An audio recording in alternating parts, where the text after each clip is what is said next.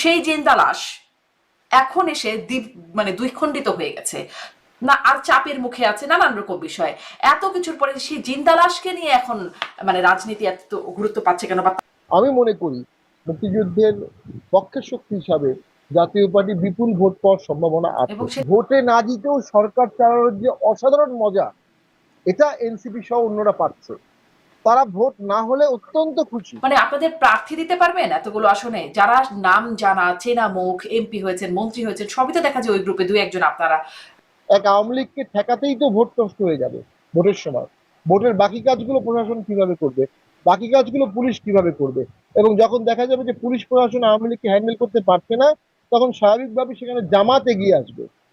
তো দেখা যাবে জামাতের সাথে ইভেনচুয়ালি জামাত ভার্সেস আওয়ামী লীগ একটা যুদ্ধ হয়ে যেতে পারে। দেখলাম এই ডাকসু জ্যাকসু নির্বাচনের ক্ষেত্রে কৌশলগত দিক থেকে জামাত এগিয়ে আছে, তারা অনেক আগে থেকে পরিকল্পনা করেছে, তাদের প্যানেল রেডি করা ছিল, তাদের প্রস্তুতি ছিল যে পৃথিবীর ইতিহাসে কিন্তু এরকম নিদর্শন নাই যে একটা ফ্যাসিস্ট সরকার যারা বলছে তার পতন হলো, পালিয়ে গেল, আবার বিদেশে তারা এত সরব, তারা এত বড় মিছিল করলো ট্রাফালগার স্কয়ারে, এমন নজির কিন্তু নাই।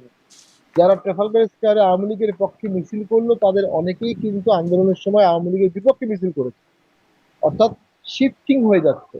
বিএনপি যেই মুহূর্তে আওয়ামী লীগ ব্যান হয়ে গেল এবং ব্যানের সময় বিএনপি কোনো ভূমিকা পালন করলো না, এরপর থেকে বিএনপির রাজনীতির উপর কোনো নিয়ন্ত্রণ নাই। ডাকসু ইলেকশন করা যাবে না ন্যাশনাল ভোটের আগে, ডাকসু ইলেকশন হয়ে গেল। ভোট ডিসেম্বরে হবে, চলে গেল ফেব্রুয়ারিতে। ফেব্রুয়ারির ভোটের পরপরই রোজা। আমি শুরু করি আপনার কাছে, আসলে তো প্রশ্ন অনেক, এটি দিয়ে শুরু করি যে জাতীয় পার্টি এখন খুব আলোচিত একটি নাম, এবং এত আলোচনা, জাতীয় পার্টি বিরোধী, বিগত সময় বিরোধী দলে ছিল তখনও জাতীয় পার্টিকে নিয়ে এত আলোচনা বিষয়বস্তু ছিল না এখন যতটা আলোচনার বিষয়বস্তু। কিন্তু আসলে বিষয়টা এইরকম যে আপনাদের নিষিদ্ধের দাবি উঠছে, জাতীয় পার্টিকে নিষিদ্ধের দাবি উঠছে, সেটি নিশ্চয়ই খুব সুখকর না। কিন্তু আমি এই প্রশ্নটা করতে চাই যে এত যে আলোচনা হচ্ছে, সেটিতে কি কোনোভাবে আপনারা লাভবান হচ্ছেন? না, লাভবান হচ্ছে না, ক্ষতিগ্রস্ত হচ্ছে না। দল মানেই তো আলোচনা, রাজনীতি মানেই তো আলোচনা। যে দলকে নিয়ে আলোচনা সমালোচনা হবে সেটা রাজনৈতিক দল, আর যে দলকে নিয়ে কোনো আলোচনা সমালোচনা হবে না সেটা তো আসলে রাজনীতি না, অন্য কোনো দল হতে পারে। তো জাতীয় পার্টি তো সবসময় বর্ণাঢ্য রাজনীতি করেছে, শেষের জীবনটা খুব বর্ণাঢ্য ছিল, উত্থান পতন, ছন্দপতন, নাটকীয়তা। জাতীয় পার্টি সবসময় আলোচনায় ছিল। সাম্প্রতিক সময় জাতীয় পার্টি কয়েকটা কারণে বেশি আলোচনায় আসছে। তার মধ্যে প্রথম হচ্ছে বিগত আন্দোলনের সময় জুলাই আগস্টে জাতীয় পার্টি আন্দোলনে পার্টিসিপেট করেছিল, ওটা আলোচনার প্রথম সূত্রপাত। এরপরে যখন আন্দোলনের পরে জাতীয় পার্টি পালিয়ে যায়নি, জাতীয় পার্টি বুক ফুলিয়ে অফিসে গেছে, পার্টি প্রোগ্রাম করেছে, প্রেস কনফারেন্স করেছে, মিটিং মিছিল করেছে, এবং ধাপে ধাপে ধাপে আজকে এই পর্যায়ে আসছে। এরপরে আমরা দেখলাম আমাদেরকে ব্যান করার জন্য আমাদের অফিসে আগুন দেওয়া হলো দুবার, আমাদের অফিসে কয়েকবার অ্যাটাক করা হলো, তিনবার আগুন দেওয়া হয়েছে, 6-7 বার অ্যাটাক করা হয়েছে। হুম।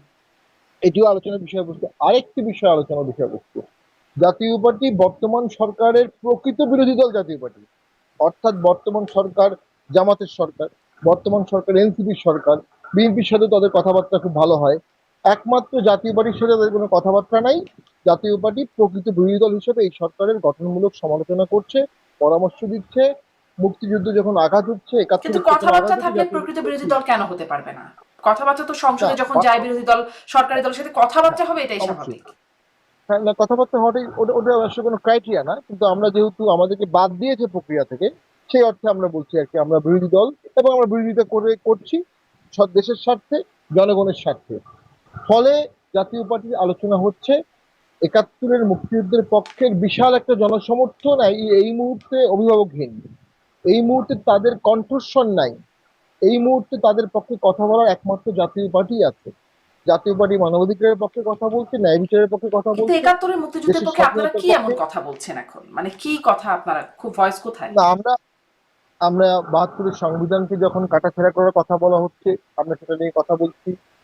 যখন অনেকটা সংবিধানে ঘোষণাপত্র, জুলাই সনদকে সংবিধানের পার্ট করার কথা বলা হয়েছিল, সেটা বিষয়ে আমরা কথা বলেছি যে এটা কখনো 17 এপ্রিলে মুজিবনগর ঘোষণার উপরে যেতে পারে না। ইভেন মঞ্চ 71-এ বক্তব্য দিতে গিয়ে যাদেরকে অ্যারেস্ট করা হয়েছে, হাফিজুর রহমান কার্জন একজন আইনের নাম করা শিক্ষক, সেটার বিরুদ্ধে আমরা কথা বলেছি। তো আমরা কণ্ঠস্বর হিসেবে কথা বলছি, যেন এই এই কথাগুলো হারিয়ে না যায়। হুম। মুক্তিযুদ্ধের সপক্ষের শক্তি যেন প্যারেন্টলেস বোধ না করে আচ্ছা এবং আচ্ছা, দেশটাও আস্তে আমি একটু আস্তে ভাগ আপনার হয়ে যাচ্ছে। আপনার আপনাদের মানে দলের প্রসঙ্গে বিশেষ করে কথা বলবো, কিন্তু আপনি ওই প্রসঙ্গটা আমি আজকে আলোচনার মধ্যে রেখেছিলাম না, কিন্তু তারপরে মঞ্চ একাত্তরের বিষয়ে আপনি যখন আনলেন, একটু যেটাই আপনারা বিরোধিতা করেছেন যে তাদেরকে গ্রেপ্তার করা হয়েছে, সন্ত্রাস বিরোধী আইনে তাদেরকে গ্রেপ্তার করা হলো, এটা কি আপনি আসলে দেখেছেন তাদের বিরুদ্ধে সুনির্দিষ্ট অভিযোগ কি বা কি ধারা, অপরাধের নামটা কি, সেগুলো কি স্পষ্ট হতে পেরেছেন? দেখুন, তাদের তাদের অপরাধের পিছনে এফআইআর লাস্টে বলা আছে যে তারা রাষ্ট্রবিরোধী সরকার উৎখাতের চক্রান্তে লিপ্ত। আমার একটি প্রশ্ন আছে, যদি কেউ এই ধরনের কাজ করে থাকে এটা শাস্তিযোগ্য অপরাধ। পুলিশ তাদেরকে আগেই গ্রেফতার করবে অথবা তাৎক্ষণিক গ্রেফতার করবে। পুলিশ তাদেরকে গ্রেফতার করেনি, তাদের গ্রেফতার বা আটক করেছে এক ধরনের মব, এবং মব যে তাদের আটক করেছে এটা ইলিগাল কনফাইনমেন্ট। তারপরে পুলিশ তাদেরকে ওখানে উদ্ধার করেছে, উদ্ধার করে যারা মব সৃষ্টি করলো তাদের নামে মামলা না দিয়ে যাদের উদ্ধার করলো তাদের নামে মামলা দিয়ে দিল। অর্থাৎ রাষ্ট্রবিরোধী সরকার বিরোধী কাজ যদি এনারা করেই থাকে, হুম। পুলিশ যদি এটা জেনেই থাকে, তাহলে পুলিশ এই প্রোগ্রাম কেন করতে দিল, কেন আগেই গ্রেফতার করলো না? হুম। অর্থাৎ এখানে একটা সন্দেহ জাগে যে পুরো জিনিসটাই হয়তো বা আটক করার পরে একটা কনকক্টেড আফটার থট কোনো একটা জিনিস হতে পারে। হুম। তো সেটা যদি হয়ে থাকে তাহলে খুব দুঃখজনক। একজন প্রফেসর তো বক্তব্য দিবেন, মঞ্চ একাত্তর বলে একটা মঞ্চ কি হতে পারে না, মানে একটা ব্যানার তো থাকতেই পারে সেখানে। কেন এত বেশি আগ্রাসী মনোভাব? এই বিষয়টার কারণে আমার মনে হয়েছে আচ্ছা, যে পুলিশ হয়তো বা কেন গ্রেপ্তার এখানে করলো বা আটক মানে নিরাপত্তা দেবার কথা বলে পরে আটক করা, পরে মামলা দেওয়া, বিষয়গুলো নিয়ে আপনি বলছেন, কিন্তু আদালতে যাওয়ার পর কি হলো? আদালত কেন জামিন দিচ্ছেন? আপনি আইনের লোক, আইনাঙ্গনে বিচারণ আপনার। জি, সেখানেও আদালত একটা মবের ভয় পায়। প্রথম হচ্ছে ম্যাজিস্ট্রেট কোর্টে এই ধরনের মামলা জামিন দেওয়ার সুযোগ কম, সেশন কোর্ট কনসিডার করবে। তো আমরা বিগত সময়ে দেখেছি সেশন কোর্ট এসব মামলায় যেগুলো পলিটিক্যাল সেন্সেশন আছে ইদার ফর্ম, সেখানে জামিন দিচ্ছে না। হাইকোর্টও জামিন দিচ্ছে না, কোনো কোনো ক্ষেত্রে হাইকোর্ট বলেই দেয় আমরা পলিটিক্যাল মামলা শুনবো না। অর্থাৎ বিচার বিভাগ যে স্বাধীন আমরা বলছি, আসলে বিচার বিভাগ স্বাধীন বলার কোনো সুযোগ নাই। তবে হ্যাঁ, 5ই আগস্ট একটা বিশাল পট পরিবর্তন। হুম। এই পট পরিবর্তনের পরে স্বাভাবিকভাবেই সবাইকেই খাপ খাইয়ে নিতে হচ্ছে, এই জন্য একটু সময় লাগছে। বাট অবশ্যই বিচার বিভাগ স্বাধীনভাবে কাজ করতে পারলে আরো অনেকের জামিন হতো। জি, এদেরকে আমি এই বিচার বিভাগ গতকালকে নিয়ে একটা আরেকটু, আপনি বলছেন যে আদালত বলে দিচ্ছেন পলিটিক্যাল মামলা শুনবো না, মানে পলিটিক্যাল মামলা বিষয়টা আমরা খুব শুনি কোনো আসি, কোনো কিন্তু ক্ষেত্রে কোনো পলিটিক্যাল কোনো মামলা আদালত হলে তো আপনি মানে ভালো বলবেন, আসলে আইনে তো রাইট, কোনো আসলে ভাষা নাই পলিটিক্যাল মামলা শুনবো না। এক্স্যাক্টলি আহ, এক্স্যাক্টলি। তাহলে আসলে আদালত কিসের ভিত্তিতে বলছেন যে পলিটিক্যাল, মানে পলিটিক্যাল মামলা কি মিথ্যা মামলা, বা পলিটিক্যাল মামলার মানেটা কি? না, এটা আসলে এই ধরনের কোনো এই ধরনের কথা বলা আসলে ওথের ভায়োলেশন। ওই যে মব, ওই যে সরকারি আইনজীবীরা বসে বসে আছে কোন ধরনের মামলা জামিন দিচ্ছে, এবং গত পরশুদিনও স্বরাষ্ট্র মন্ত্রণালয়ের মিটিং হয়েছে, পত্রিকায় দেখলাম, সেখানে বলেছে কি করে এটা জামিন পাচ্ছে। জামিন পাওয়া নিয়ে তারা প্রশ্ন তুলছে, বিচার বিভাগের উপর একটা চাপ প্রয়োগ করা হচ্ছে। এখন বিচার বিভাগে এই চাপের ঊর্ধ্বে থেকে ন্যায় বিচার করতে হবে। যারা বৃদ্ধ, যারা অসুস্থ, যাদের বিরুদ্ধে সুনির্দিষ্ট অভিযোগ নাই, যাদের বিরুদ্ধে সাক্ষী নাই, আই উইটনেস নাই, সাইন্টিফিক ডকুমেন্ট নাই, ব্যালিস্টিক রিপোর্ট নাই, ডিএনএ রিপোর্ট নাই, আপনি কোন বিচারে তাদেরকে বছর বছর আটকে রাখবেন? বেইলের যে গ্রাউন্ড ওল্ড হলে, ইনফার্ম হলে, ওমেন হলে, বেজলেস হলে, তাকে কনভিকশনের চান্স না থাকলে তাকে জামিন দিতে পারেন। তো সেখানে জুডিশিয়ারিকে অবশ্যই ফ্রি মাইন্ড এক্সারসাইজ করতে হবে এবং প্রয়োজনে জামিন দিতে হবে যেখানে জামিন দেওয়া, না হলে মানুষের জুডিশিয়ারির উপর আস্থা নষ্ট হয়ে যাবে, আগে যেভাবে নষ্ট হয়ে গিয়েছিল। তারই রিপিট যদি হয়, এটি তো ফলাফল ভালো হবে না। তো আমরা মনে করি judiciary is the last resort. মানুষ জুডিশিয়ারিতে যদি বিচার না পায় তখন সন্ত্রাসবাদে চলে যায়। জুডিশিয়ারি যদি পলিটিক্যাল বিষয়ে সঠিক বিচার করতে না পারে, দেশ নষ্ট হয়ে যায়, অতীতে আমরা দেখেছি। সেই জুডিশিয়ারি জামিনের ক্ষেত্রে, ন্যায় বিচারের ক্ষেত্রে শপথবদ্ধ। তাদেরকে শপথ আল্লাহর কাছে আর নিজের নিজের সোলের কাছে। তো সেই সোলের কাছে যে শপথ তারা নিয়েছে, এটা তাদেরকে মানতে হবে। আর এই যে বিচার হচ্ছে না, এটারও কিন্তু একদিন প্রশ্ন আসবে, বিচার হবে, যে বিচার হলো না কেন, জামিন হলো না কেন, হাত করা পড়ানো হলো কেন, ডিম মারা হলো কেন, আপনারা তখন কি করেছেন, কেন রোল প্লে করেননি? এই রোল প্লে না করার কিন্তু দায়বদ্ধতা কোনো একদিন আসবে। যেমন আগের আগের জন্য এখন দায়বদ্ধতার জায়গায় এক্স্যাক্টলি। আনা হচ্ছে যে আপনারা তখন কি করেছেন, পদত্যাগে বাধ্য করা হচ্ছেন, অনেক কাহিনী আছে। যাই হোক, সেদিকে আর না যাই।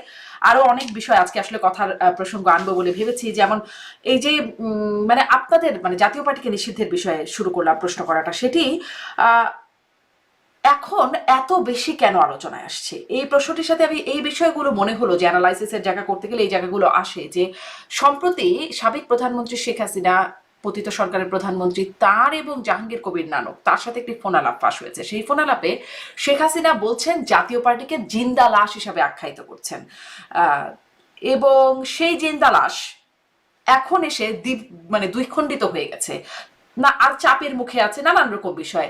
এত কিছুর পরে সেই জিন্দা লাশকে নিয়ে এখন মানে রাজনীতি এত গুরুত্ব পাচ্ছে কেন, বা তাদের নিষিদ্ধ করার জন্য এত, আপনাদের নিষিদ্ধ করার জন্য এত বেশি জোরে সোরে কেন 1 বছর পরে এসে? শেখ হাসিনা যখন আমাদেরকে জিন্দা লাশ বলেছে তখন আমরা তার কাছে জিন্দা লাশ, তার কারণ আমরা তখন অলরেডি তার সাথে বলেছি তার মিটিং এ যাব না। বাইডেন 3 আগস্টে একটা মিটিং ডেকেছিল সবাইকে, ওখানে আমরা যাইনি, এটা তার আগে পরে হতে পারে। রংপুরের মেয়র বাইদিন আন্দোলনে নেমে গেছে, আমাদের ছাত্র সমাজের অনেক ছেলে অ্যারেস্ট হয়ে গেছে, তখনকার ছাত্র সমাজের সভাপতি সে রাস্তায় নেমে মিছিল করেছে, মিটিং করেছে, আন্দোলন করেছে এটার পক্ষে। জাতীয় পার্টি তখনকার প্রেক্ষাপটে আন্দোলন দমনে অবশ্যই জিন্দা লাশ। আরেকটা হচ্ছে বর্তমানে কেন জাতীয় পার্টিকে ব্যান করার প্রসঙ্গ উঠছে, পিওর অ্যান্ড সিম্পল দুটি কারণে। এক, জাতীয় পার্টি ভোটে ভালো করে ফেলতে পারে, এটা খুব নিশ্চিত কোনো বিষয় না। আমি নিজেও মনে করি না যে জাতীয় পার্টি হঠাৎ করে খুব ভালো করবে, আমরা সেটার প্রস্তুতি নিতে হবে, কাজ করতে হবে, ধাপে ধাপে হবে, তবে করতে পারে। আমি 3 দিন ধরে একই কথা বলে আসছি, সেকেন্ড ওয়ার্ল্ড ওয়ারের পরে উইনস্টন চার্চিলের বিজয় ছিল অবশ্যম্ভাবী। যে হিটলারকে হারিয়েছে সে ইংল্যান্ডে ভোটে হারবে? ভোটে গিয়ে দেখা গেল যে চার্চিলের যে আসন পেয়েছে, লেবার পার্টির এটলি তার ডাবল আসন পেয়েছে। ইট ওয়াজ এ সারপ্রাইজ ডিফিট ইন 1945 আর 46-এ। তো ভোটারের মনে কি আছে বোঝা মুশকিল। যারা জাতীয় পার্টির ব্যান করতে চাচ্ছে তারা ওই যে 59% আনডিসাইডেড ভোটার, তাদেরকে ভয় পাচ্ছে। তাদের একটা অংশ যদি জাতীয় পার্টিকে ভোট দিয়ে দেয়, জাতীয় পার্টি বিরোধী দল হতে পারে। তাদের একটা অংশ যদি জাতীয় পার্টিকে ভোট দেয়, জাতীয় পার্টি সরকারি দল হতে পারে। এইগুলো ইথারে ভাসছে। আরেকটা কারণ হচ্ছে ভোটের মাঠে এখন বিএনপি আছে, জাতীয় পার্টি আছে, জামাত আছে, অন্যান্য ইসলামিক দল আছে, এনসিপি আছে।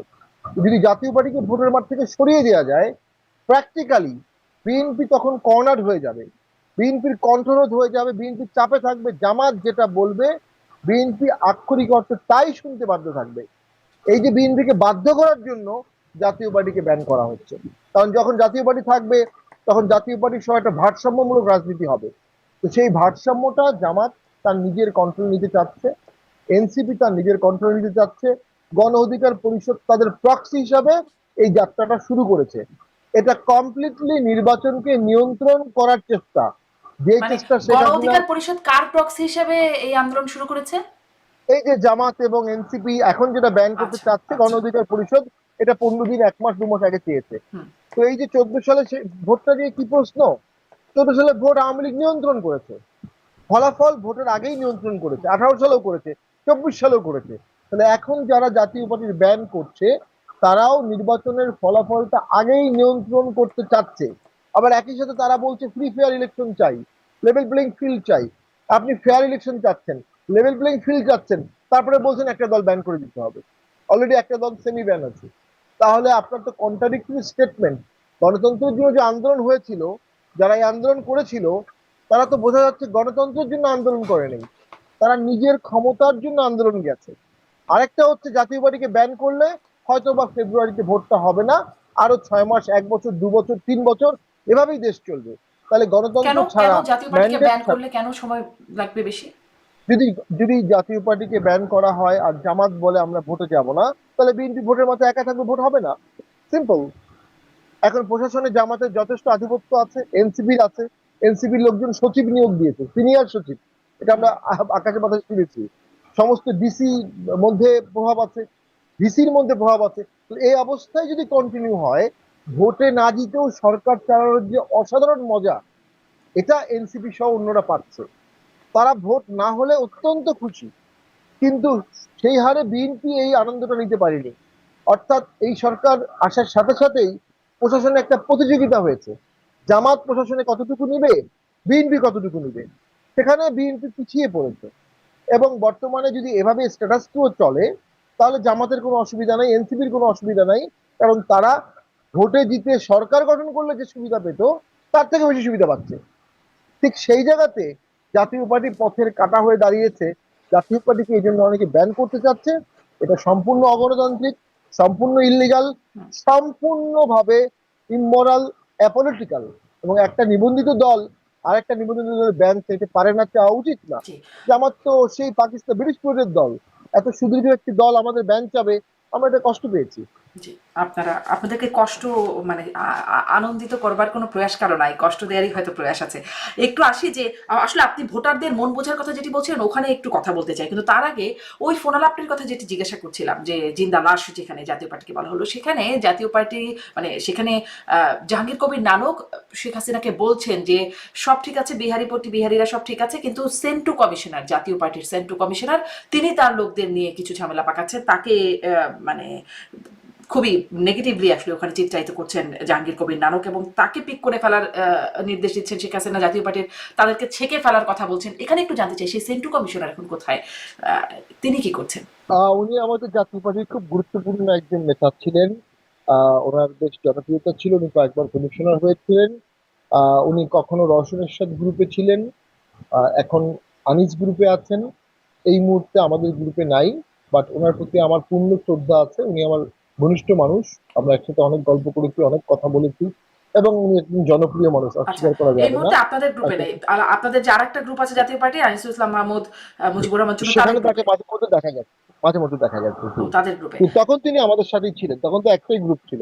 এখন দুইটা গ্রুপ, এই যে দুইটা গ্রুপ হয়ে গেল, আপনি বলছেন যে ভোটারদের মন বোঝা কঠিন, জাতীয় পার্টিকে মানে ভোট পেতে পারে এইরকম একটা আভাস দিচ্ছিলেন, পেলে কারা পাবে, লাঙ্গল প্রতীকটাই বা কাদের? এখন আপনারা তো দুই গ্রুপে বিভক্ত। দেখো, আমাদের পার্টিতে একটু বেগনারি অ্যাপ্রোচ। পার্টি দেখবে দেশের ল আর পার্টির আভ্যন্তরীণ গঠনতন্ত্র। আমাদের গঠনতন্ত্র অনুযায়ী ডিএম কাদের ছাড়া অন্য কেউ লাঙ্গল পাওয়ার কোনো সম্ভাবনা নাই, কোনোভাবেই নাই। এত বড় ইলিগাল কাজ ইলেকশন কমিশন করতে পারবে না। তারা শপথ নিয়েছে আইন মানার জন্য। তো লাঙ্গল জিএম কাদেরই আছে, জিএম কাদেরই থাকবে। আর জাতীয় পার্টি ভেঙেছে 7 বার 8 বার 9 বার। এটা কেন ভেঙেছে? যখনই একটি বিদ্যমান সরকার তার কাঠামো অনুযায়ী জাতীয় পার্টিকে পরিচালনা করতে চায় এবং জাতীয় পার্টির মূলধারা সেই কাঠামো মানতে চায় না, তখনই জাতীয় পার্টিকে ভেঙে ফেলা হয়। যেমন 14 সালে এরশাদ স্যার ভোট বর্জন করলেন, তখন একটা গ্রুপ ভোটে চলে গেল। এরকম অনেকবার হয়েছে। এটা যে শুধু জাতীয় পার্টি হয়েছে তা কিন্তু না। আওয়ামী লীগে যখন ছিল, শেখ হাসিনা যখন আসলেন, তখন তো মিজান গ্রুপ ছিল আওয়ামী লীগে। আবার রাজ্জাক সাহেবের বাকশাল ছিল, কাস্তে গ্রুপ। তো কাস্তের কারণে কিন্তু 96 সালে 91 সালে অনেক ভোট পেয়ে আওয়ামী লীগ হেরে গেছে কাস্তে মার্কার কারণে। তো সেরকম গ্রুপিং ছিল। আবার 111-এর সময় একটা গ্রুপ সংস্কারবাদী হয়ে গিয়েছিল। আবার বিএনপিতে কিন্তু এই কয়দিন আগে তৌমির আলম খন্দকার, শমশের মমিন, তারা কিন্তু একটা ভাঙ্গা দল করেছে। হুম। এর আগে বিএনপি বি চৌধুরী ভেঙেছে, অলি আহমেদ ভেঙেছে, তো বিএনপিও ভেঙেছে। তো আমরা মনে করি যে শুধু জাতীয় পার্টি ভেঙেছে তা কিন্তু না, অন্য দলগুলোও ভেঙেছে। তবে সামনে আমরা মনে করি ভোটারদের মধ্যে যেহেতু 71-এর চেতনা জাতীয় পার্টি ধারণ করে, লালন করে, এরশাদ স্যারের কথাবার্তা স্পষ্ট বোঝা যায়। উনি মুক্তিযোদ্ধাদের অনেক ভাতা দিয়েছিলেন, উনি মুজিবনগর সরকারের ওই কমপ্লেক্সটা পরিদর্শন করে সংস্কার করেছিলেন। আমি মনে করি মুক্তিযুদ্ধের পক্ষের শক্তি হিসাবে জাতীয় পার্টি বিপুল ভোট পাওয়ার সম্ভাবনা এবং আছে। সেটি আপনি তবে বলছেন আমাদের জাতীয় পার্টি সাংগঠনিক হিসেবে কাঠামো, লাঙ্গল প্রতীক পাবেন জিএম কাদের, এই প্রতীকের অধিকারী।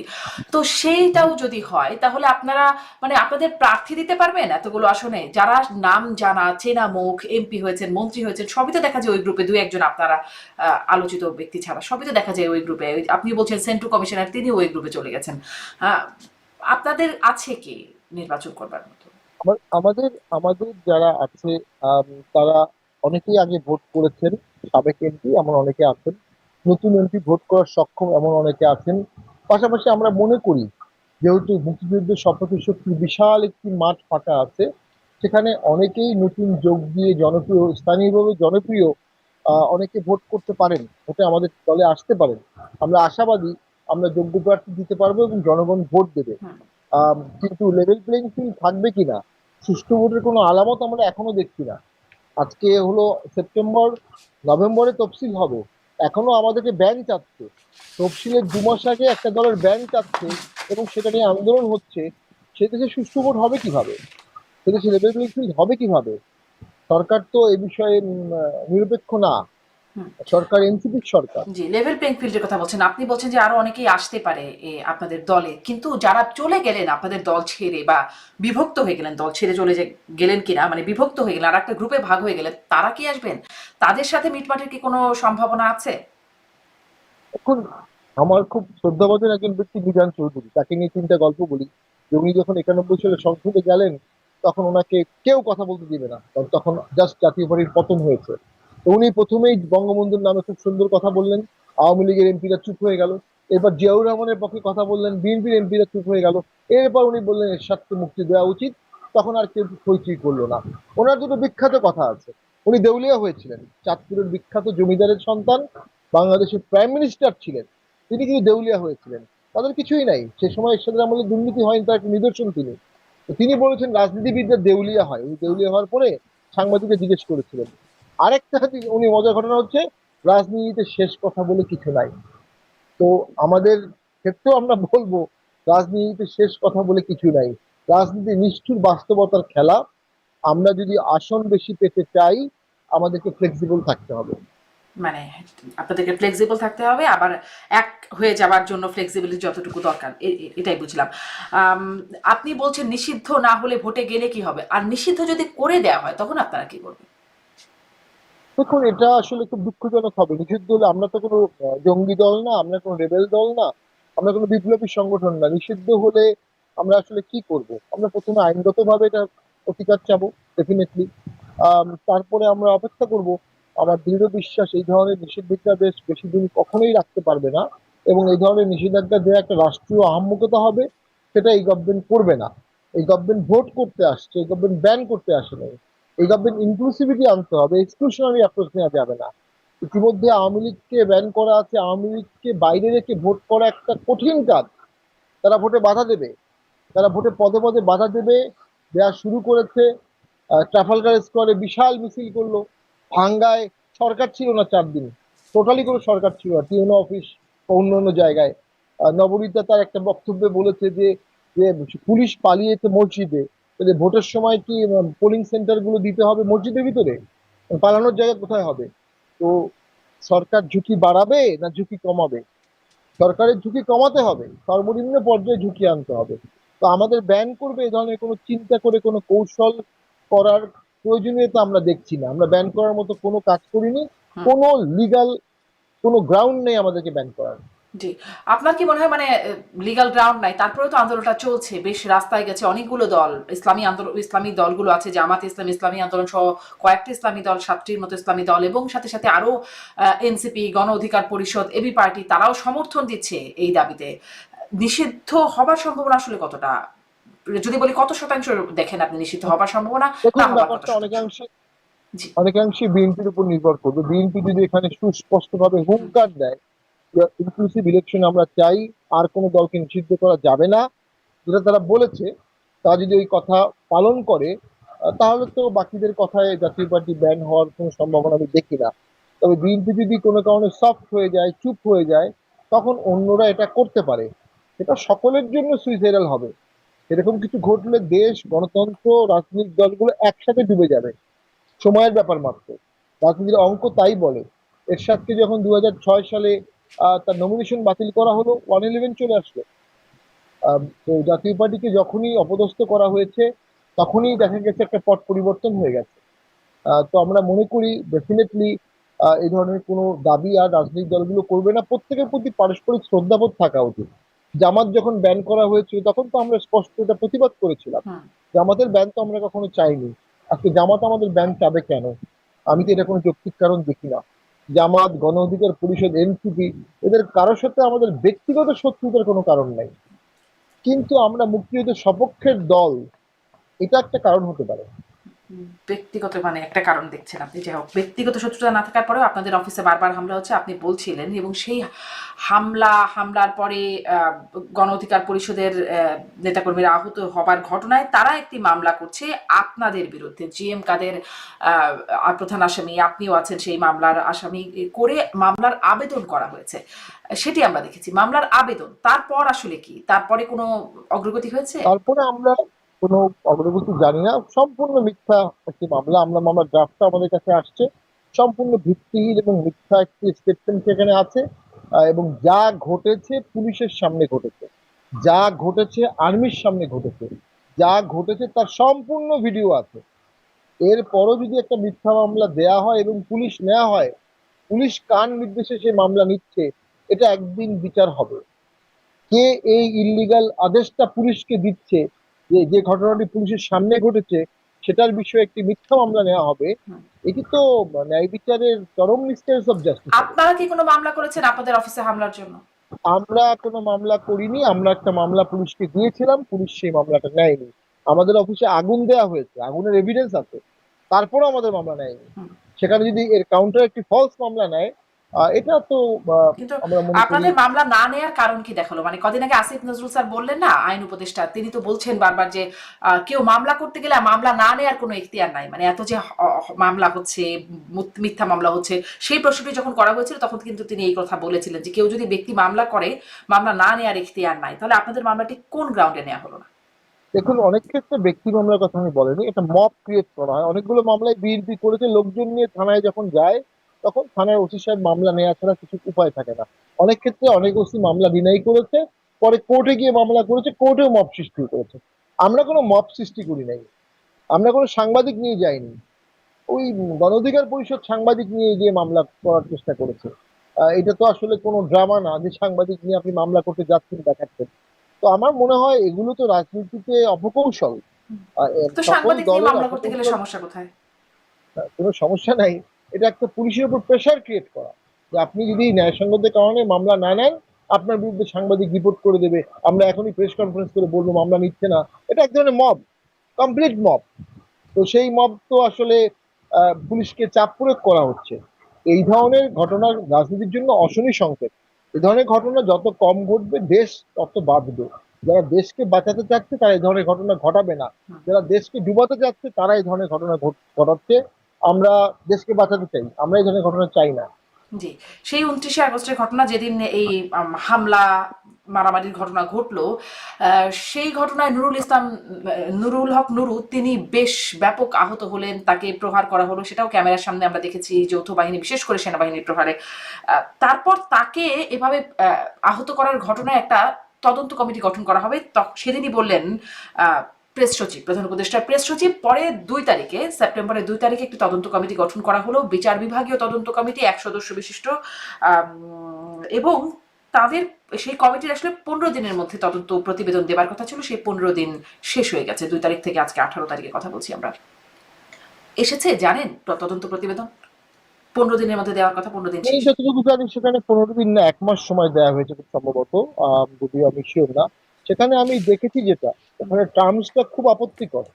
নুরুল হক নুরুকে কারা মেরেছে এটার জন্য টার্মস দেওয়া হয়েছে, পুরো সার্বিক ঘটনার জন্য কোনো তদন্ত করা হয়নি। এর আগে কি ঘটলো, পরে কি ঘটলো, আর্মিকে কারা মারলো, পুলিশকে কারা মারলো, আমাদেরকে কারা ইট মারলো, কারা আগুন নিয়ে আসলো।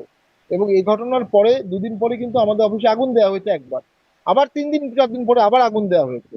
অর্থাৎ সেদিনও যদি পুলিশ না আটকাতো, সেনাবাহিনী না আটকাতো, তাহলে আমাদের অফিসে আগুন দেওয়া হতো এবং ভিতরে অনেক নারী ছিল, আমরা ছিলাম, আমাদের চেয়ারম্যান স্যার ছিল, তার ওয়াইফ ছিল, নারী নেত্রীরা ছিল, অনেকে পুড়ে মারা যেতে পারতেন।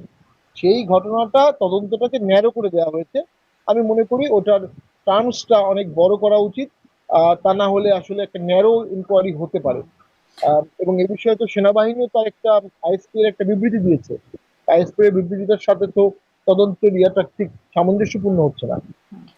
আমি 2 সেপ্টেম্বর তো যুগান্তরের খবর পড়ছিলাম, আসলে 1 মাস না 15 দিনের সেই কনফিউশনটা বোঝার জন্য আসিফ নজরুলকে, তিনি বলছেন, মানে আসিফ নজরুল বলেন, আমি একটু পড়ি, হামলার ঘটনায় বিচারপতি আলী রেজার নেতৃত্বে 1 সদস্য বিশিষ্ট কমিটি করা হচ্ছে। আগামীকালের মধ্যে এই সংক্রান্ত গেজেট প্রকাশিত হবে। 15 দিনের মধ্যে তদন্ত কমিটি তাদের তদন্ত কাজ সম্পূর্ণ করবে। তবে আমি গেজেটে মনে হয় 30 দিন দেখেছি, যাক এটা পরে আমরা গেজেটটা আমি দেখেছিলাম, ওখানে আচ্ছা আচ্ছা, 30 দিন গেজেটে ছিল। তাহলে প্রথমে 15 দিন বাড়া হলে পরে হয়তো বেশি বাড়িয়ে দেওয়া হচ্ছে, মানে সেটাই, তদন্ত কমিটি আসলে ঠিক তদন্ত প্রতিবেদন দিচ্ছে কিনা। এর আগে অনেক তদন্ত, এটাও একটু আপনার কাছে প্রশ্ন করতে চাই, যদিও এই ঠিক এই প্রাসঙ্গিক না, তারপরেও প্রশ্ন করতে চাই যে আপনারাও সংসদে ছিলেন, সরকারের বিভিন্ন জায়গায় কাজ করেছেন, তো কোনো তদন্ত কমিটির সাথে কখনো কাজ করেছেন, কোনো তদন্ত কমিটি? কারণ তদন্ত কমিটিগুলোর তদন্ত প্রতিবেদন খুব যে পাওয়া যায়, মানে ঘটনা যত আলোচিত হয় প্রতিবেদন ততটা আলোচিত ভাবে আসে না বা পাওয়াও যায় না। একটা ঘটনা তো খুবই মনে পড়ে, প্রায় কথায় কথায় আসে, যে যখন সাবেক রাষ্ট্রপতি আব্দুল হামিদ তিনি দেশের বাইরে গেলেন চিকিৎসা নেওয়ার জন্য, তখন পালিয়ে গেছেন তিনি, এরকম একটা হাইপ উঠলো। তখন বর্তমান স্বরাষ্ট্র উপদেষ্টা তিনি বললেন এটি নিয়ে তদন্ত কমিটি গঠিত হচ্ছে, 3 সদস্য বিশিষ্ট 3 জন উপদেষ্টাকে নিয়ে তদন্ত কমিটি হলো, আরো অনেক কিছু হলো। তারপরে সেই উনি আবার ফিরেও আসলেন, সেই তদন্ত কমিটির প্রতিবেদন আর কোনোদিন এলো না, অল্প দিনের মধ্যে প্রতিবেদন দেবার কথা ছিল। একটু বলবেন এই তদন্ত কমিটিগুলো কি করে, আপনাদের কোনো অভিজ্ঞতা আছে কিনা? না, আমাদের অভিজ্ঞতা আমার মনে আছে, আমি যখন ছাত্র ছিলাম, ঢাকা ভার্সিটিতে কিছুদিন পড়েছিলাম, তখন হলের মধ্যে গিয়ে পুলিশরা মেয়েদেরকে র্যাভেজ করেছিল একবার। হুম। সেটার বিরুদ্ধে আনারুল্লাহ চৌধুরীর বিরুদ্ধে একটা ম্যাসিভ আন্দোলন হয়, ভিসি পদত্যাগ করেন, একজন বিচারপতির অধীনে একটি প্রাথমিক তদন্ত করা হয়, জয়নাল আবেদিন সাহেব। সকলে এটা নিয়ে হাসাহাসি করেছিল, কারণ জয়নাল আবেদিন ঠিক ফেয়ার রিপোর্ট দিবেন এটাকে বিশ্বাস করেনি। পরে জাস্টিস সুলতানকে দিয়ে একটা রিপোর্ট করা হয়, সেখানে মেয়েরা বলে রেপ ছাড়া আমাদেরকে সবকিছু করেছে। ওই রিপোর্টটা তখন সত্য নিষ্ঠ রিপোর্ট হিসেবে আসে। এর বাইরে তদন্ত কমিটির পক্ষে আসলে ওই জায়গায় গিয়ে জনে জনে কথা বলা, ভিডিওগুলো দেখা, দেখে সঠিক রিপোর্ট দেওয়া খুব কঠিন। জুলাই আগস্টের সময় লাস্টে একটা তদন্ত কমিটি করা হলো আবু সাইদের মৃত্যুকে কেন্দ্র করে, উনি রিপোর্ট দেওয়ার আগে সরকারই চলে গেল। তো এটা তো এত সহজ হুম। ব্যাপার না আসলে। তো আমার মনে হয় এই বিষয়টি, ভিডিওগুলো আছে, কে আগে প্রভোগ করেছে, কাকে সরে যেতে বলা হয়েছে, সরে গেছে কিনা, কে পুলিশের গায়ে হাত দিয়েছে, কে সেনাবাহিনীর গায়ে হাত দিয়েছে, সেনাবাহিনীর গায়ে হাত দেওয়ার পর সেনাবাহিনী কি করবে, হুম। পুলিশের গায়ে হাত দেওয়ার পর পুলিশ কি করবে। আগুন নিয়ে একটা বাড়িতে আগুন দিতে যাচ্ছেন 50 জন মব, সেখানে পুলিশ সেনাবাহিনী কি করবে? আগুনের হাত থেকে মানুষকে বাঁচাবে না লাঠি চার্জ করবে? এই জায়গাতে অবশ্যই সুচিন্তিত মতামত, অবজেক্টিভ অপিনিয়ন হুম। দিতে হবে। না, আমরা দেখেছি আগুনের হাত থেকে বাঁচানোর পরে একদম তাদের কার্যালয়ের সামনে গিয়ে তাদেরকে মারা হয়েছে, বাথরুম থেকে বের করে এনে মারা হয়েছে, মানে এরকম ঘটনা ঘটেছে। সেটি নিশ্চয়ই আগুনের হাত থেকে বাঁচানোর জন্য না। এরকম অভিযোগ এসেছে সেটা এবং ক্যামেরাতেই দেখা অনেকক্ষণ গেছে, ওখানে, সেটা অভিযোগ না। আপনি ক্যামেরার কথা বলছেন, আমরা তো দেখেছি ক্যামেরাতে, ভিডিওতে। এখানে হ্যাঁ, কিন্তু তার আগে অনেকক্ষণ তারা ওখানে বসেছিল, অনেকক্ষণ পুলিশ তাদেরকে বুঝিয়েছে, অনেকক্ষণ তাদেরকে আর্মি বুঝিয়েছে, অনেকক্ষণ বোঝানোর পরে একটা পর্যায়ে গিয়ে ঘটনাগুলো ঘটেছে। এর আগে বড় বড় ইট মেরে পুলিশ আহত হয়েছে, 5 জন পুলিশ এবং সেনা সদস্য আহত হয়েছে, 5 জন। তাদের মধ্যে কেউ ইটের আঘাতে মারাও যেতে পারতো, বিশাল বিশাল ইট। আমাদেরকেও মেরেছে অনেকগুলো, আমাদেরও 30 জন আহত হয়েছে ওই দিন, 4-5 জন সিরিয়াসলি ইনজুর্ড হয়েছে। এরপরে লাঠিচার্জের ঘটনাটা আসছে। তো আমরা মনে করি অবশ্যই রাজনৈতিক নেতাকে সসম্মান করা উচিত। কেন একজন রাজনৈতিক নেতা তার দলবল নিয়ে আরেকটা অফিসে আগুন দিতে যাবে? কেন? এই ফান্ডামেন্টাল জুডিশিয়াল, এই রাজনৈতিক শিষ্টাচার না থাকলে রাজনীতি করা উচিত না। কেন ব্যান চাবে না একটা দলে? এটা তো কোনো রাজনীতি হতে পারে না। তো এটা একটা অপরাজনীতি, এটা যেন বন্ধ হয়, সেদিকে আমাদের সকলের নজর রাখতে হবে। পাশাপাশি নুরুল হক টুলু আমাদের খুব প্রিয় ব্যক্তি, সাহসী মানুষ, তার জন্য আমরা দোয়া করি, সে সুস্থ হয়ে উঠুক, পরিপূর্ণ সুস্থ হয়ে উঠুক এই কামনা করি। জি। এই যে আমরা দেখছি আপনাদের নিষিদ্ধের দাবি সহ আরো কয়েকটি দাবি, 5টি দাবি নিয়ে জামাত এখন রাস্তায় নামছে, আন্দোলনে নেমেছে। পিআর এর দাবি সহ কয়েকটি দাবি আছে। তো এই ঐক্যমতের টেবিল থেকে, আলোচনার টেবিল থেকে যে রাস্তায় নামা, এবং আমরা দেখেছি অতীতে তারা আসলে অনেক বড় জনসমাবেশ করতে পারে, সোহরাওয়ার্দী উদ্যানের সমাবেশে অনেক লোক সমাগম হয় তাদের সমাবেশে। সম্প্রতি জাকসু নির্বাচনে তাদের একটা শক্তিমত্তার বহিঃপ্রকাশ ঘটেছে। তাদের যে অবস্থান, সেখান থেকে তারা এখন রাস্তায়ও নামছে, আলোচনা টেবিলে আছে। কেমন চাপ আসলে প্রয়োগ তারা করতে পারবে? এই চাপের প্রভাব কি? এই চাপটা ঠিক কার কার উপর পড়বে? বিএনপির উপর কত পড়বে? সরকারের উপর কেমন চাপ পড়বে? কি মনে হয়? ডাকসু এবং ডাকসু নির্বাচনের পরে জামাত অসম্ভব কনফিডেন্ট, এবং অনেক টকশোতে তারা বিএনপির নেতাকে ধমক দিচ্ছে, ঝগড়া করছে, টেবিল চাপড়াচ্ছে, আঙ্গুল দেখাচ্ছে। এগুলো আগে ছিল না, এই ভোটের পরে হয়ে গেল। এবং তার সাথে যুক্ত হলো জাতীয় পার্টিকে ব্যান করার এই দাবি, পিআর দাবিটাও জোরদার হলো। মুখ্য উদ্দেশ্য হচ্ছে ভোটটা না করা। আর একটা জিনিস যোগ হয়েছে, বিশেষ সাংবিধানিক আদেশে সংবিধানের সংস্কারগুলো করে ফেলা। এটা কিভাবে আসলো আমি জানি না, এবং আলী রিয়াজ সাহেবও ওইদিকে ইঙ্গিত দিচ্ছেন। বিশেষ সাংবিধানিক অর্ডার, সিও, এটা দিয়ে তারা সংবিধানের অ্যামেন্ডমেন্ট গুলো আনতে চাচ্ছেন। সংবিধানের অ্যামেন্ডমেন্ট আপনি প্রেসিডেন্সিয়াল অর্ডিন্যান্স দিয়েও আনতে পারবেন না। অর্ডিন্যান্সের ক্ষেত্রে লিমিটেশন হচ্ছে সংবিধানে কোনো সংযোজন বিয়োজন করা যাবে না, কোনো বিয়োজন করা যাবে না, পরিবর্তন করা যাবে না। সেখানে আপনি একটা প্রেসিডেন্সিয়াল কনস্টিটিউশনাল অর্ডার আনবেন। প্রেসিডেন্সিয়াল অর্ডার তখনই হয় যখন সংবিধান সাসপেন্ডেড থাকে, অথবা যখন গণপরিষদ থাকে, কনস্টিটিউয়েন্ট অ্যাসেম্বলি থাকে, পাকিস্তান সৃষ্টির পরে আমাদের অনেক প্রেসিডেন্সিয়াল অর্ডার ছিল 1951-52, কারণ তখন সংবিধান ছিল না। আবার 1972-ও একটা প্রেসিডেন্সিয়াল অর্ডার অনেকগুলো আছে, যেমন আমাদের RPO, representation of peoples order, এটা কিন্তু পিপলস অর্ডার, কারণ তখন গণপরিষদ ছিল, যে কারণে পিপলস অর্ডার দেওয়া হয়েছে। এখন তো সংবিধান আছে, ইট ইজ নট সাসপেন্ডেড। সংবিধান যদি সাসপেন্ডেড না থাকে, তাহলে সংবিধানের পরিবর্তনটা আপনাকে সংবিধান মাফিক করতে হবে। সংবিধানে বলা আছে সংবিধান কিভাবে পরিবর্তন হবে, সংসদে হবে। সংসদ ছাড়া আপনি কোনোভাবেই সেখানে কোনো সংবিধান সংশোধন করতে পারবেন না। গণভোটের কথা বলা হচ্ছে, সংবিধানে গণভোট নাই। আপনি সংবিধানে হাত রেখে শপথ নিয়ে এখন সংবিধান সংশোধন করবেন সংবিধান ভঙ্গ করে, আপনি গণভোট আনবেন সংবিধান ভঙ্গ করে। এটা ভোটের পরে সংসদের প্রথম অধিবেশনে এই আদেশগুলো এনে সেখানে অ্যামেন্ডমেন্ট করা যেত, এটাই হতো যৌক্তিক। কিন্তু এক্ষেত্রে বিএনপিকে বিশ্বাস করছে না কেউ কাউকে। সেক্ষেত্রে অল দল একটা সেটেলমেন্ট করতে পারে যে যে দলই ক্ষমতায় আসবে সংসদের প্রথম অধিবেশনে এই বিলগুলো আসবে এবং এটা পাশ করা হবে, এবং গণভোট সহ।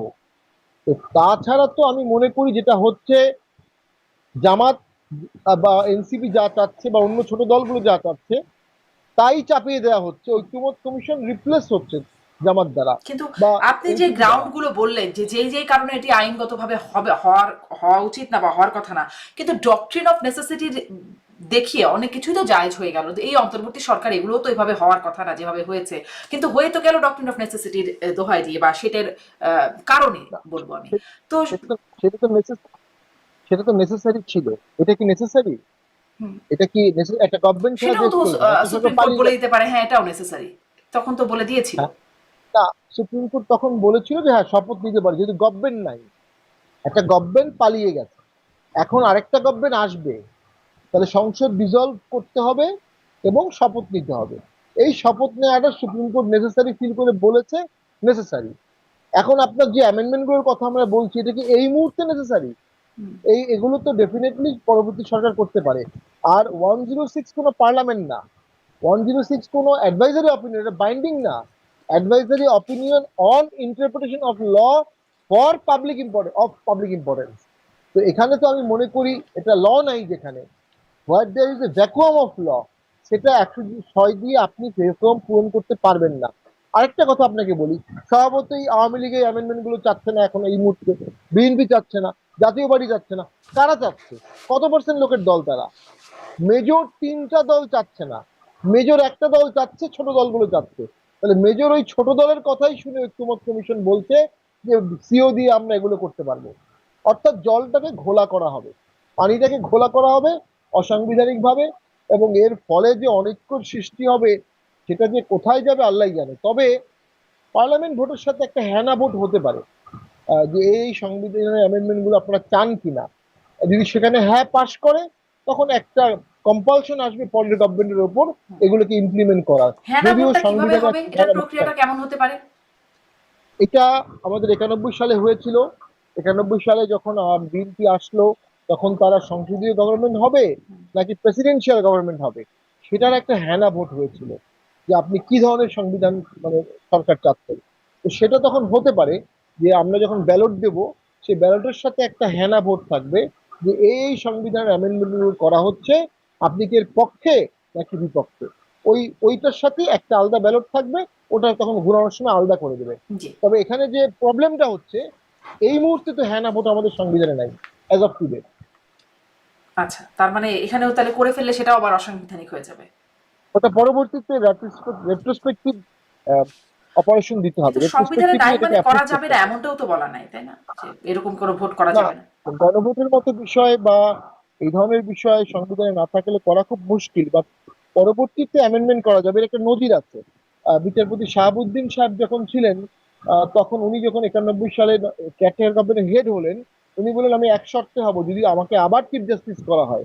তো উনি কিন্তু বিএনপি আসার 7 মাস পরে একটা অ্যামেন্ডমেন্ট করা হয় যে শাহাবুদ্দিন সাহেব যিনি চিফ জাস্টিস ছিলেন, চিফ জাস্টিস থেকে উনি ক্যাপ্টেন গভর্নমেন্টের হেড হলেন, হেড থেকে আবার চিফ জাস্টিস হবেন। উনি কিন্তু রিজাইন দিয়ে ক্যাপ্টেন গভর্নমেন্টের হেড হয়েছিলেন, তখন সেখান থেকে আবার চলে গেলেন উনি চিফ জাস্টিস, কিন্তু ওনার জন্য একটা অ্যামেন্ডমেন্ট করা হয়।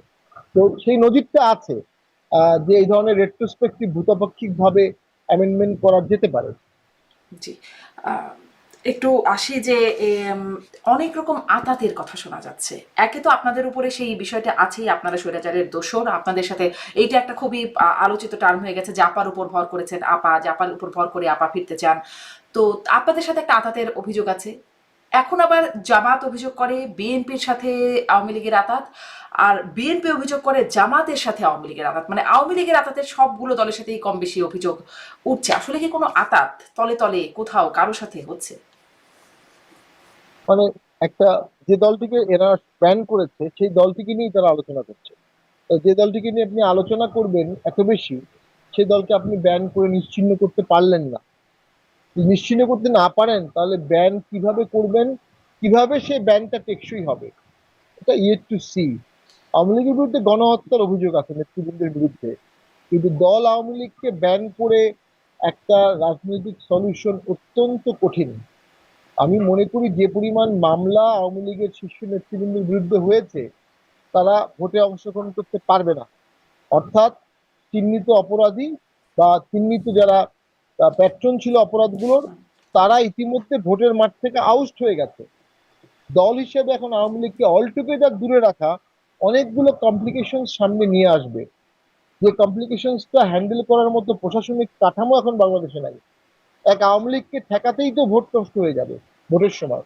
ভোটের বাকি কাজগুলো প্রশাসন কিভাবে করবে, বাকি কাজগুলো পুলিশ কিভাবে করবে, এবং যখন দেখা যাবে যে পুলিশ প্রশাসন আওয়ামী লীগকে হ্যান্ডেল করতে পারছে না, তখন স্বাভাবিকভাবে সেখানে জামাত এগিয়ে আসবে। তো দেখা যাবে জামাতের সাথে ইভেনচুয়ালি জামাত ভার্সেস আওয়ামী লীগ একটা যুদ্ধ হয়ে যেতে পারে। তো সেটা তো অ্যাভয়েড করতে হবে যে কোনো মূল্যে। যেন সেটা না হয়, একটা ইনক্লুসিভ ভোটের মাধ্যমে যদি সমাধান হয়, সেটাই করতে হবে। কিন্তু এই যে মানে অনেক কিছু হতে পারে, অনেক পূর্বাভাসের কথা বলছেন বা সবাই বলছে। একটা বিষয় আমরা দেখলাম এই ডাকসু জ্যাকসু নির্বাচনের ক্ষেত্রে কৌশলগত দিক থেকে জামাত এগিয়ে আছে। তারা অনেক আগে থেকে পরিকল্পনা করেছে, তাদের প্যানেল রেডি করা ছিল, তাদের প্রস্তুতি ছিল, যেখানে আসলে ছাত্র দলের প্যানেলের প্রস্তুতির জায়গার অভাব দেখা হচ্ছে, এবং এটি একটা কারণ হিসেবে চিহ্নিত করা হচ্ছে ছাত্র দলের হারের পেছনে। এখনো কিন্তু দেখা যাচ্ছে যে জামাতের 300 আসনে প্রার্থী রেডি আছে। জামাত সেই প্রস্তুতিও আছে, আবার অন্যদিকে পিআর পদ্ধতি দাবি আদায়ও তারা আছে। বিএনপি বা অন্য কারো কোনো দলের এরকম প্রার্থী প্রস্তুত নাই। তাহলে কৌশলগত দিক থেকে আহ, অন্য দলগুলো, বিএনপির কথাও এমনকি বলছি, যে তারা পিছিয়ে যাচ্ছে কিনা, জামাত এগিয়ে আছে কিনা, ডাকসু না, যেটা আসলে ধারণা করা হচ্ছে যে নির্বাচন হলেই বিএনপি ক্ষমতায় যাবে, আসলে সেই ধারণাটাকে এখন নড়িয়ে দেওয়া হয়েছে কিনা? নড়িয়ে দেওয়া হয়েছে। আর এটা একসেপ্ট করতে হবে, ডাকসু এবং ডাকসুর নির্বাচন একটা টার্নিং পয়েন্ট, একটা ওয়েক আপ কল, একটা হুইসেল। ট্রেডিশনাল পলিটিক্সে একটা চিট ধরে গেছে, বিএনপির কনফিডেন্সের চিট ধরে গেছে, আমাদের হিসাব নিকাশ উল্টো পাল্টা করে দিয়েছে। হুম। জামাত ফুল টাইম রাজনীতি করে, জামাত একদম নেটওয়ার্কের রাজনীতি করে, তাদের দলীয় নেতাকর্মীর প্রতি প্রচন্ড টেক কেয়ার করে। তাদের টেক কেয়ার গুলো দেখে অন্যরাও উদ্বুদ্ধ হয় এবং তারা টার্গেট দিয়ে দেয়, তুমি এতগুলো ভোট নিয়ে আসবে, তুমি এতজনকে মোটিভেট করবে। ফুল টাইম জব শিবিরের ক্ষেত্রে বা জামাতে, এবং মেধাবী ছেলেমেয়েও সেখানে আছে। শিক্ষা প্রতিষ্ঠানে তারা যখন একচ্ছত্র করে ফেলেছে, কনস্টিটিউয়েন্সি গুলোর শিক্ষা প্রতিষ্ঠানেও তাদের প্রভাব দেখা যাবে। 300 কনস্টিটিউয়েন্সির মেইন যে শিক্ষা প্রতিষ্ঠানগুলো, সেখানেও দেখা যাবে জামাত ইতিমধ্যে অনেক প্রভাবিত হয়ে গেছে। তারপরও এদেশের মানুষ, সাধারণ মানুষের একটা অংশ সাধারণত জামাত কখনো ফ্লোটিং ভোট পায় না। সাধারণত জামাত তার ফিক্সড ক্যাডার ভোটটাই পায়। এবারের ভোটে তার থেকে বেশি কিছু ভোট পেতে পারে, তবে এর বাইরেও বিপুল ভোট আছে। আর একটা ফ্যাক্টর বা কয়েকটা ফ্যাক্টর ডাকসু ভোটে রিলেভেন্ট ছিল। এখানে ছাত্রত্বটা কে, ছাত্রত্ব নেতৃত্ব কারা, কিন্তু ন্যাশনাল ভোটে অনেকগুলো ফ্যাক্টর কাজ করবে। অনেকগুলো ফ্যাক্টর, এখানে নারী ভোটাররা কি ভাবছে, যদিও নারী ভোটাররা ডাকসুতে প্রচুর ভোট দিয়েছে শিবিরের প্রার্থীকে। সেই সব মিলিয়ে জটিল ইকুয়েশন। তবে ওই যে বললাম, এখনো 59% জরিপে আসতেছে আনডিসাইডেড। সেই আনডিসাইডেড ভোটটা জামাত পাওয়ার সম্ভাবনা কিছুটা কম। যদিও জামাতের অনেক পজিটিভ ভোটের ফ্যাক্টর আছে, তার মধ্যে একটা হচ্ছে তারা কখনো ক্ষমতায়, সরকার গঠন করেনি, তারা একটা চান্স চাবে। তারা ভোটে কর্মীগুলো খুব ডেডিকেটেডলি কাজ করবে। চাঁদাবাজির বৃহৎ অভিযোগ জামাতের বিরুদ্ধে নাই। বিএনপির বিরুদ্ধে চাঁদাবাজির অভিযোগের কারণে বিএনপির পারসেপশনটা নষ্ট হয়ে যাচ্ছে। দলীয় কোন্দল জামাতের মধ্যে নাই আপাত দৃষ্টিতে। এই ফ্যাক্টর গুলো জামাতকে শক্তিশালী করেছে, কোনো সন্দেহ নাই।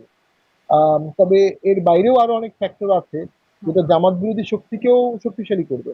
জি, অনেকগুলো ফ্যাক্টরের কথা বলছিলেন। আতাতের কথা জিজ্ঞাসা করছিলাম আমি। এবার একটু নির্বাচন বানচালের ষড়যন্ত্রের কথা বলি। সেটাও আসলে সবাই এখন বলছেন। বিএনপি তো অনেক আগে থেকেই বলছে নির্বাচন বানচালের ষড়যন্ত্র হচ্ছে।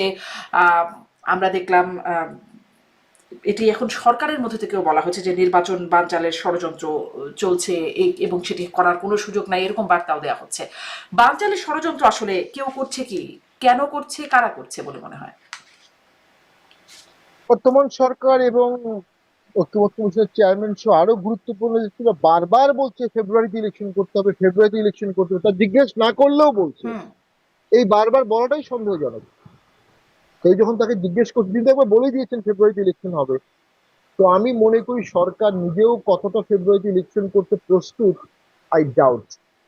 ইলেকশন করার জন্য পুলিশ প্রশাসন জনগণ রাজনৈতিক দলগুলোকে যেভাবে এক করতে হয় আমরা সরকারের মধ্যে সেরকম নজির দেখিনি। একটা ছোট উদাহরণ দিই, ডক্টর ইউনূস স্যার 4 জন রাজনৈতিক প্রতিনিধিকে নিয়ে ইউএন সামিটে যাচ্ছেন, বিএনপি, এনসিপি, জামাত এবং আরেকটি দল। হুম। উনি 4 জনকে কেন পিক করলেন, কোন বেসিসে করলেন? তিনটি দলই তো নিবন্ধিত মনে হয়, দল, বিএনপি, এনসিপি আর সরি জামাত, তিনটি দলই। হ্যাঁ, হ্যাঁ। 3টি দল। তাহলে কোন বেসিসে উনি করলেন? উনি নিরপেক্ষ হলে তো উনি সবগুলো দলের একজন করে প্রতিনিধি নিয়ে যেতেন না, বা কাউকে নিতেন না। তার মানে এখানেও একটা পিক অ্যান্ড চুজ আছে। এখানে নিরপেক্ষতার প্রশ্নে উনি আচ্ছা, এই নিজে পিক এন্ড বলেছেন চুজের আমার কারণ নিয়োগ আপনার কি করতে মনে হবে না। হয়? আমার ব্যক্তিগত অভিমত, সেখানে সামনের নির্বাচনের কোন একটি কাঠামো আলোচনা হবে এবং সেই কাঠামোতে বিএনপিকে কনভিন্স করানোর চেষ্টা করা হবে এবং ডক্টর ইউনূসের এক্সেলেন্ট ক্যারিশমার কাছে বিএনপি কনভিন্স হয়েও যেতে পারে। তো সেটা আসলে কি কাঠামো আমরা জানি না, বাট আমার মনে হয় সরকার ভোটের জন্য প্রস্তুতি নিতে পারছে না, গুছাতে পারছে না এবং ভোটের জন্য প্রস্তুত না, উইলিং না। সদিচ্ছা ছিল না, সক্ষমতাও ছিল না।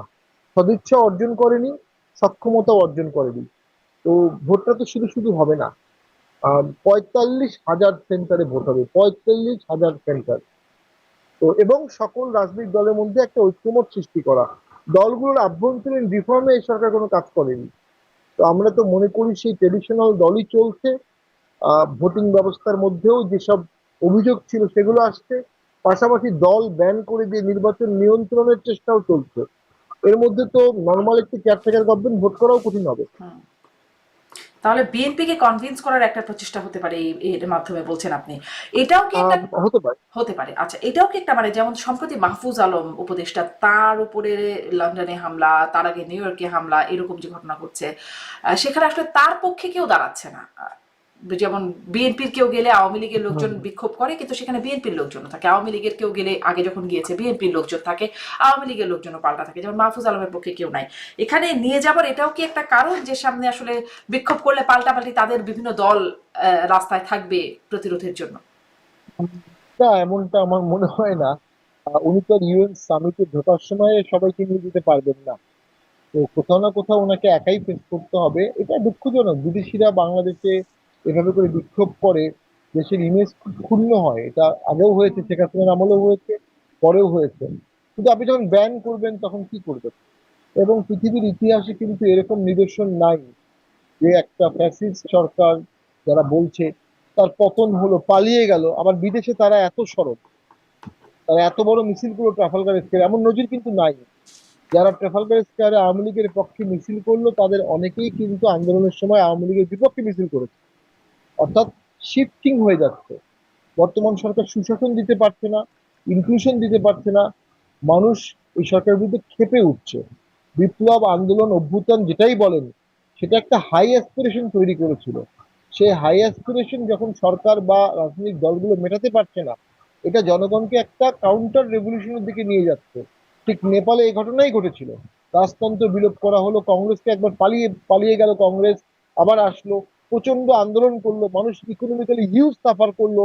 দেন একটা নতুন সরকার হলো, সেই সরকারটা দুর্নীতি করে ফেললো। সেই সরকার জনগণের উন্নয়ন করতে পারলো না। অর্থাৎ এত বড় স্যাক্রিফাইস গুলোর পরেও জনগণ যখন দেখলো আমার কোনো উন্নয়ন হচ্ছে না, রাজনৈতিক দলগুলো ট্রেডিশনাল আছে, দুর্নীতি করছে, তখন কিন্তু রেভলিউশন হয়ে গেল 14 বছরে 17টা গভর্নমেন্ট। হুম।